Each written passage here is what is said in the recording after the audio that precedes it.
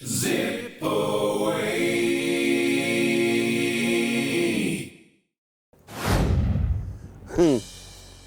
This fire ant hill at my feet, those ants bite you bad. Oh, they bite you bad.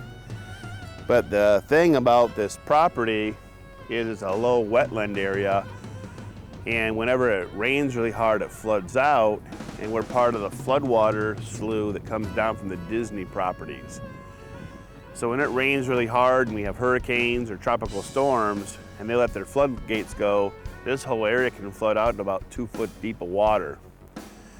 But these ants are kind of interesting. They survive by each ant holds an air bubble on its belly with 2 or 3 of its legs. And then you might have a whole colony of 500,000 ants all ball up together. And all those little air bubbles of every single ant all balled up together, and they hold their legs together. It's like a big air ball. So when this area floods, the ants survive by all balling up together in 500,000 or 300,000 ball of ants of these air bubbles, and it actually floats on the water till they hit a tree or a bush, and then they grab onto it and they crawl up and they get to high ground and get out of the water that way.